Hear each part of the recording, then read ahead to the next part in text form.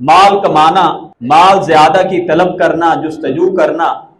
اچھے سے اچھا کاروبار کرنا، اس کے لیے محنت کرنا، یہ جائز ہے، مباح ہے، اس کو حرام نہیں کیا گیا۔ غور کرنے سے معلوم یہ ہوتا ہے کہ زیادہ مال انسان کے پاس جب آ جاتا ہے تو اکثریت کی بات کریں تو اس مال کی کثرت کی وجہ سے انسان اللہ اور جو آخرت کا تصور ہے اس سے کافی دور ہو جاتا ہے، فتنوں میں، آزمائشوں میں، گناہ کی وادیوں میں چلا جاتا ہے۔ آپ دیکھ لیجئے حدیث مبارکہ جو نبی پاک صلی اللہ علیہ وسلم نے فرمایا کہ روز محشر کو ابن آدم کے قدم اپنی جگہ سے حرکت نہیں کریں گے جب تک کہ اس سے 5 سوال نہ پوچھ لیے جائیں۔ ان 5 سوالات میں سے 2 سوال تو اسی مال کے بارے میں ہونے، ایک سوال تو یہ ہوگا کہ مال کہاں سے کمایا اور خرچ کہاں پہ کیا۔ یہ بنیاد ہے اس مال کے بارے میں جو اتنی مذمت بیان ہوئی ہے کہ مال کی کثرت کی ہوس نے تمہیں ہلاک کر دی ہے، اور مال کی کثرت کی ہوس اگر جائز طریقے سے ہو تو یہ جائز ہے۔ مال زیادہ بنانا، مال زیادہ جمع کرنا اگر جائز امور سے ہو، دینی احکامات کے مطابق ہو،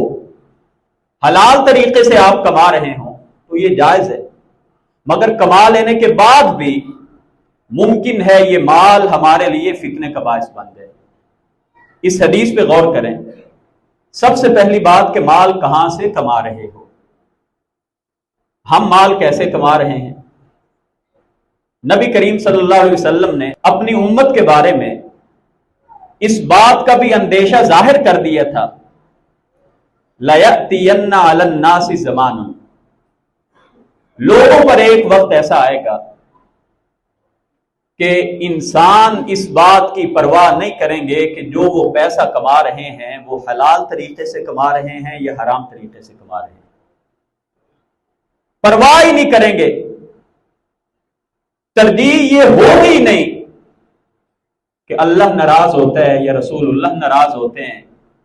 یا اسلام کی تعلیمات کی خلاف ورزی ہو رہی ہے، یہ پرواہ ہی نہیں ہوگی۔ بس ٹارگٹ ہوگا تو ایک ہوگا، کیا؟ مال، پیسہ، روپیہ، شہرت، عزت، دولت، مال و متاع، بڑے سے بڑے محلات، بہترین گاڑیاں، بس ایک ہی چیز ہے جہاں سے مرضی پیسہ آ جائے۔ اور موجودہ دور میں یہ حدیث مبارکہ ہمیں اپنے بازاروں میں، اپنے دوست احباب میں، اپنے رشتہ داروں میں، کاروبار میں 100% پوری ہوتی نظر آ رہی ہے۔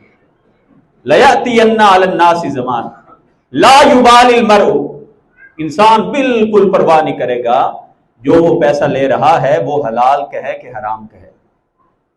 اور جناب رسول پاک نے فرمایا قیامت کے دن جو 5 سوال ہونے ہیں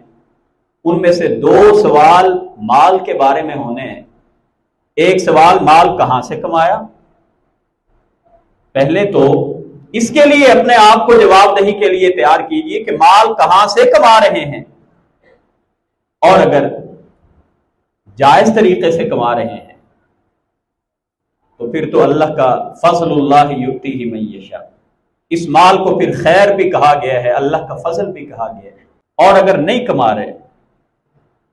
بدقسمتی کے ساتھ اکثریت کو دیکھیں تو وہ حرام طریقے سے پیسہ کمانے کا ارتکاب کر رہے ہیں، تو پھر ہمیں اس سوال کا جواب دینے کے لیے آج سے تیار ہونا ہوگا۔ وہ کسی اللہ والے کے پاس کو بندہ گیا نا تو اس نے جا کے کہا بابا جی دعا کرو کہ اللہ رزق حلال دے، حلال پیسہ دے لیکن واپس سارا دے۔ تو انہوں نے کہا کہ پتر جے حلال پیسہ لینا ہے تو واپس سارا ایک بار ہی نہیں ملے گا،